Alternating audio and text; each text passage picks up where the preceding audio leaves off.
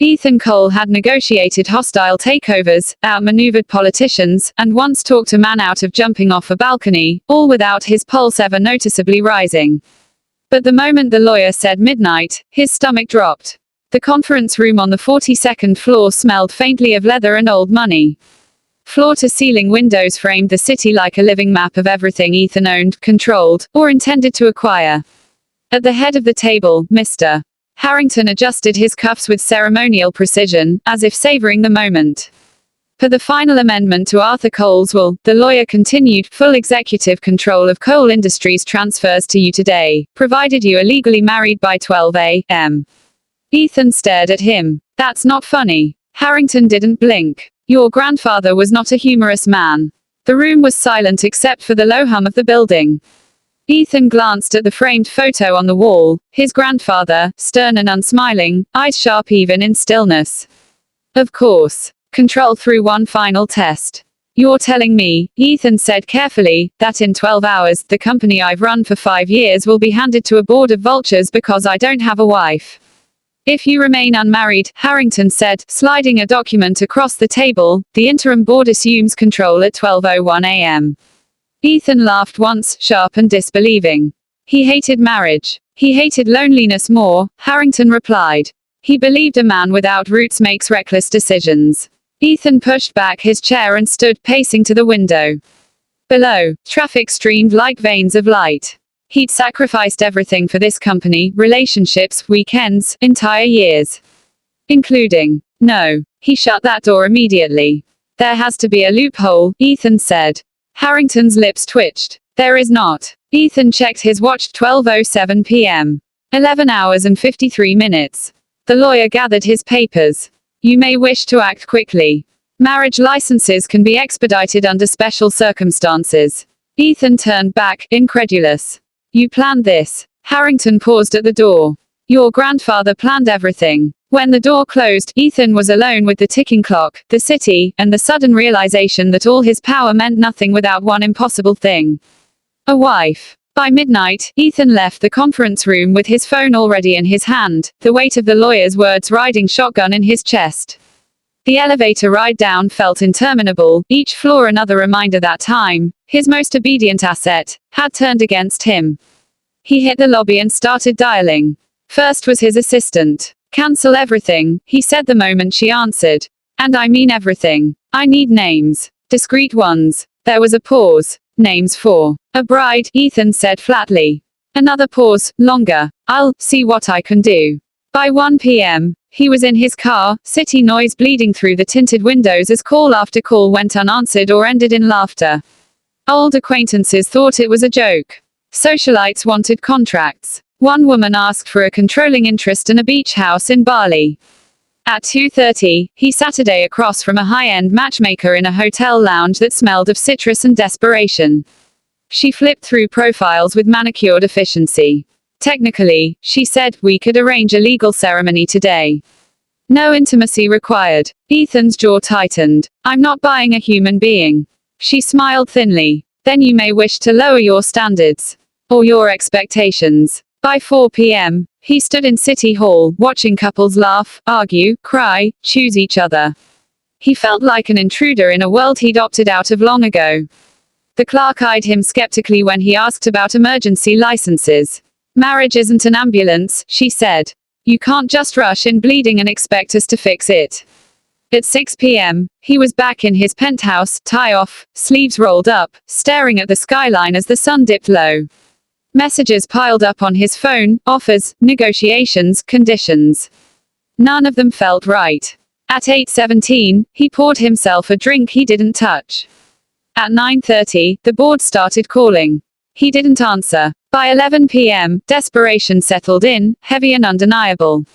Ethan opened a drawer he hadn't touched in years and pulled out a folded letter, creased soft with time. He hadn't remembered sending it. Hadn't remembered hoping. He reread the words once, then set it on the counter. And waited. 11 hours gone. 1 minute left. Ethan noticed it from the window, how the lights seemed harsher now, less forgiving, as if the skyline knew he was running out of time. Midnight hovered like a guillotine blade, unseen but inevitable. He loosened his tie completely and let it fall to the floor, the soft thud sounding louder than it should have in the quiet penthouse. He picked up the letter again. The paper was thin, the edges worn from being unfolded and refolded over the years. He barely recognized his own handwriting, less controlled, more hopeful. He remembered the night he'd written it now. Too much whiskey, too much honesty, and Lena standing in his kitchen, furious and brilliant and heartbreakingly certain he was making a mistake. If I ever ask you to do something crazy, please say yes. He exhaled slowly. God, I was a coward, he murmured to the empty room. At 11:40, his phone buzzed. Harrington. Ethan silenced it without listening to the voicemail. At 11:45, another message, this one from the board's chair, carefully polite and already victorious. Ethan didn't open it. He didn't need to. He knew the tone. We're prepared to step in. This doesn't have to be ugly. By 11:50, resignation crept in, cold and unwelcome. He'd spent his life believing preparation could solve anything. That if you planned well enough, sacrificed enough, you could outrun regret. But regret was patient. He crossed the room and poured the whiskey down the sink, watching it disappear. Then he straightened the counter, the chairs, small, pointless acts of control. At 11:55, he checked the front door, absurdly making sure it was unlocked. He didn't know why. At 11:57, he stood still, listening to the building's distant hum, the faint echo of laughter somewhere below. His chest tightened, not with fear of losing the company, but with the sudden, crushing awareness that if midnight passed, this would be it. The final proof that he'd chosen ambition over everything else.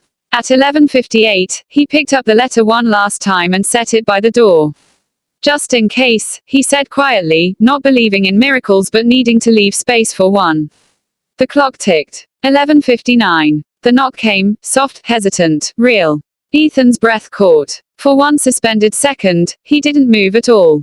Then he stepped forward, hand shaking as it reached for the handle, unaware that whatever waited on the other side would change everything, whether it saved him or not. Ethan opened the door and the past rushed in with the rain.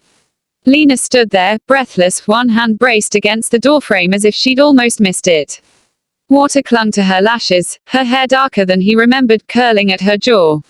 For a heartbeat, neither of them spoke. The city noise seemed to fall away, leaving only the sound of the clock behind him, merciless, counting. You look surprised, she said finally, straightening. Which is impressive considering you're the one who told me to come. I didn't. He stopped, then noticed the envelope in her hand. His handwriting stared back at him like a ghost. You still have that. Of course I do, she said, stepping inside without waiting for permission. You don't forget a letter like that. Not when it shows up years later with no return address and one very inconvenient line circled in red. She glanced at the clock, 11:59 and counting. Ethan closed the door slowly. I didn't send it recently. I swear. I know, Lena said. The postmark was old. Someone mailed it tonight. Her mouth curved sharp and knowing. Your grandfather, I'm guessing. Ethan let out a breath. He never did believe in coincidence. Silence stretched between them, thick with everything unsaid. The breakup that never had closure. The years that had hardened him and, somehow, sharpened her. So, she said, crossing her arms. You have exactly 1 minute to explain why I ran across the city for a man who vanished when things got hard. He met her gaze. Because I was afraid. And because now I'm out of time. Her eyes flicked to the clock again. 11 hours 59 minutes and 30 seconds. The company, he continued. My grandfather's will. If I'm not married by midnight, I lose it. Lena laughed once, disbelieving. That's insane. He was thorough. Another tick. 11 hours 59 minutes and 45 seconds. She searched his face, as if weighing something far heavier than his inheritance. If I do this, she said quietly, it's not because of your company. And it's not because of him. I know, Ethan said. It would be because of us. Or not at all. The second hand swept forward. Lena inhaled, steadying herself. You broke my heart once, she said. If I say yes, you don't get to do it again.